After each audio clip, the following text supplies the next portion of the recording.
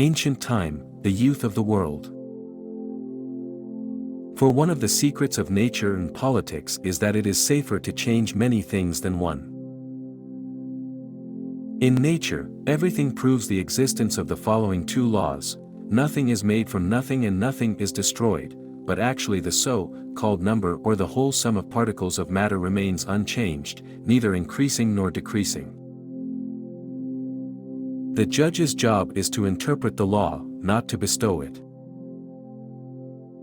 Money is like manure: if it is not scattered, it will be of little use. Long speeches move things forward as much as a dress with a train helps walking. For young people, wives are mistresses; for middle-aged people, life partners; for old people, nurses. If pride rises from contempt for others to contempt for oneself, it becomes philosophy. If some people despise wealth, it is because they have lost hope of getting rich. It is envy, aroused by wealth, that elevated virtue to the dignity of a goddess.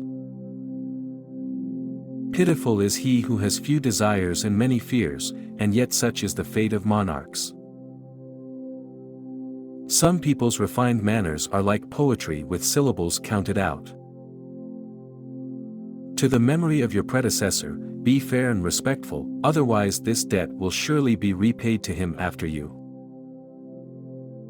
Books are ships of thought, roaming the waves of time and carefully carrying their precious cargo from generation to generation.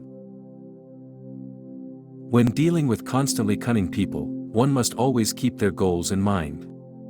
It is better to talk little with such people and say what they least expect. A man is already half in love with every woman who listens to him speak. Beauty is like a precious stone: the simpler it is, the more precious it is. People are afraid of death for the same reason children are afraid of the dark, because they don't know what it's all about. People need to know, in the theater of life, only God and angels are allowed to be spectators. Manners reveal morals, just as a dress reveals the waist. Many, thinking that they could buy everything with their wealth, sold themselves first of all. Many idiots and imbeciles are born from parents who indulge in drunkenness. The thoughts of philosophers are like stars: they do not give light, because they are too sublime.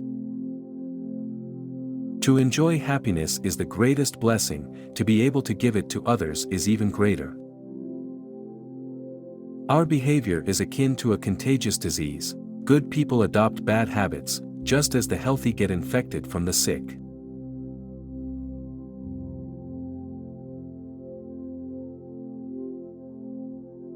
No passion bewitches a person like love or envy. Bad is the traveler who, having gone out into the open sea, believes that there is no land anywhere. Just as money determines the value of a commodity, words determine the price of swagger.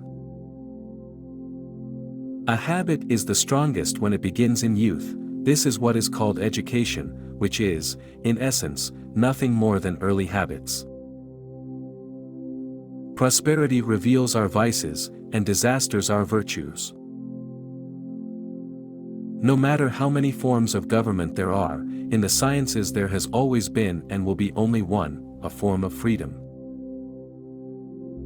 A man of glory serves as a toy for the smart, an idol for the fools, a prey for parasites, and a slave to his own vanity.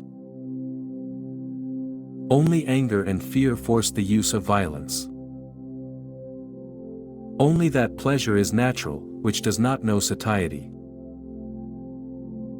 To be able to easily move from a joke to a serious one and from a serious one to a joke requires more talent than is usually thought.